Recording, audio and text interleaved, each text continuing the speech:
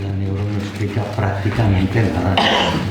La neuro puede describir y la neuro puede ser manipulada para meterle el término neuro y vender más. Correcto. Y la neuro también se puede usar, como hace el neuromarketing, para conocer más cómo funciona el cerebro, para vender más y manipular más. De manera que y la neuro también cae en lo que antes comentaba Enrique. Lo simple lo siguen muchos, lo complejo pocos. Entonces, yo me he dedicado en los últimos 6 meses a poner al día la organización del cerebro, sus tipos de memorias, etcétera, etcétera. Y es espectacular. Cada mes van saliendo cosas que reescribirías lo que has escrito. Esto es imparable. Pero sí que es cierto que como se van repitiendo cosas, cuesta mucho que en los libros de texto se modifiquen cosas. Y esto lo recoge el mundo que está en la empresa. Y como sigue los libros de texto, sigue repitiendo la gente del coach falsedades. Lo del hemisferio derecho creativo, el hemisferio izquierdo que es muy serio y es muy verbal, es falso. Es falso. Actualmente la cosa se ve de forma distinta.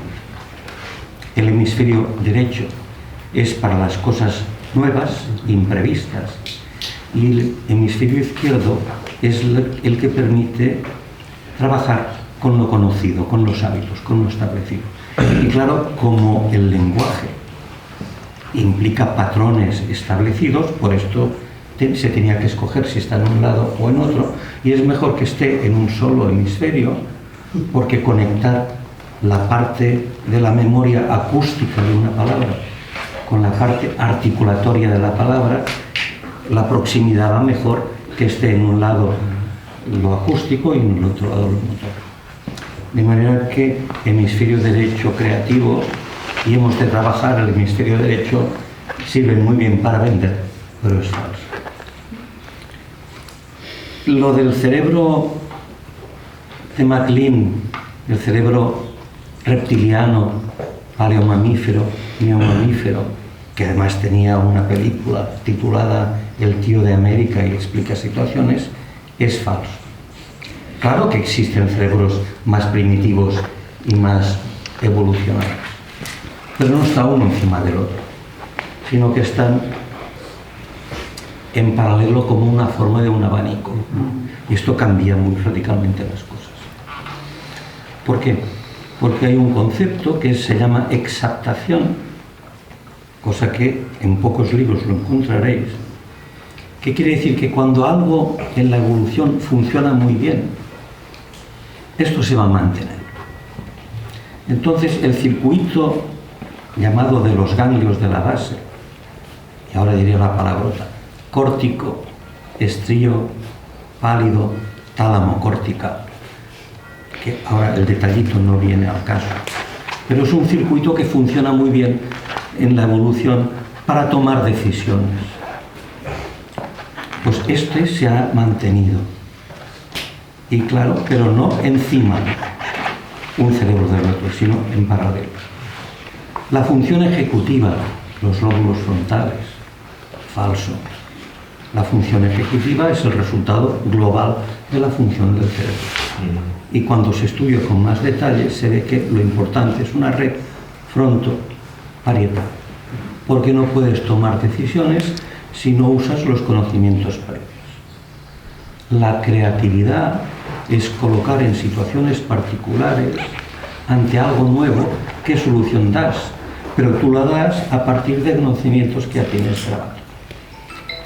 Después, clarificar los tipos de aprendizaje, que son 3. el aprendizaje no supervisado, que depende de la corteza cerebral, en donde se graban eventos vividos y aquí nadie lo controla. Lo que se vive, se graba. ¿Y qué se graban? Situaciones de contexto, episodios, por esto se habla de la memoria episódica, un tipo de aprendizaje. Después tenemos el aprendizaje reforzado. Y aquí intervienen los ganglios de la base.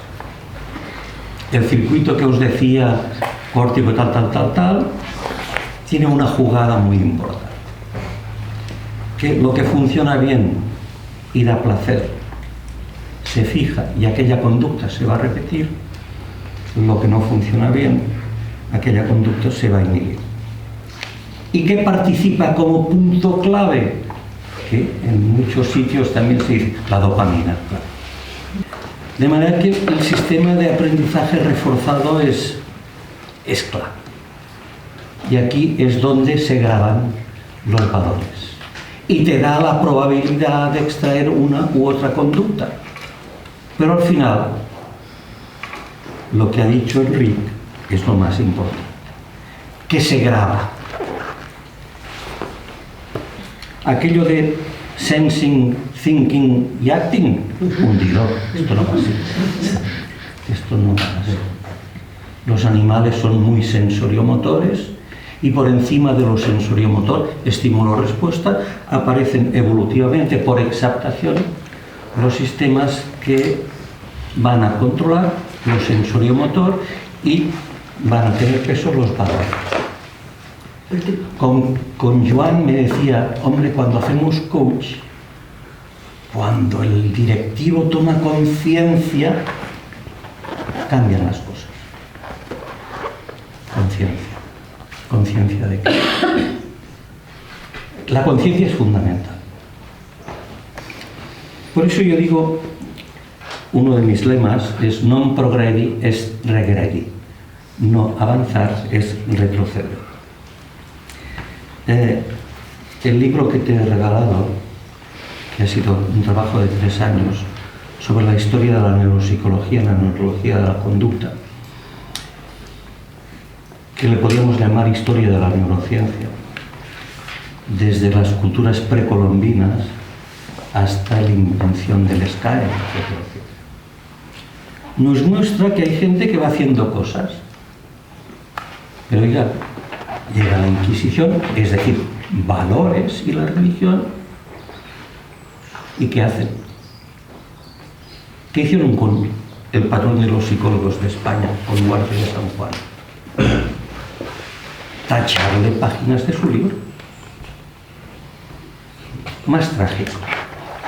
Galton y Pearson, grandes personajes. Pero resulta que Galton y Pearson creían en la eugenesia. Y por ahí empieza y no se sabe que realmente Galton y Pearson, sobre todo, tienen culpa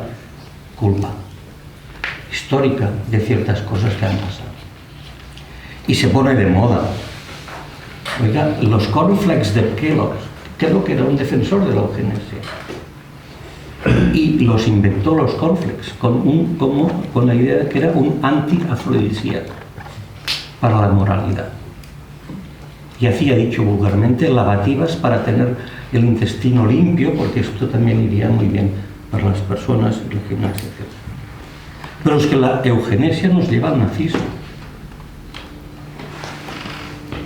Y entonces lo que hemos hecho en el libro es ponerte a la lista de los médicos y psicólogos reprimidos por el nazismo. Ideología, tragedia.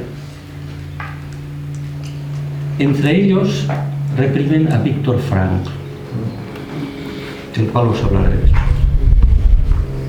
Pero cuando ves esto, dices, bueno, ¿y qué pasa en el otro lado? Oiga, Stalin, brutal, a reprimir a los médicos y psicólogos. ¿Y qué pasó con temas de la genética? Brutal, en Rusia, en la Unión Soviética, perdón. Muy bien, yo les puedo hablar de mucha neurociencia y cómo actúan ciertas cosas. Por ejemplo, hay muchas actividades que se proponen, el coach, etcétera, que al final lo que van a hacer es disminuir la actividad parasimpática para que suba la actividad simpática. El fight and flight, el lucha o escapa a favor del rest and digest. Y entonces muchas historias, pero al final se va a parar. Entonces, yo diría que el libro de Víctor Frank, El hombre en busca de sentido, que debería leer todo el mundo, te da muchas respuestas a los grandes problemas que estamos debatiendo. Y esto no es neurociencia. Esto es reconocer cómo es la vida, adaptarse a la vida y luchar por la dignidad y por muchísimas más cosas que van más allá, repito, de la neuro, que en este sentido describe, pero no explica la situación.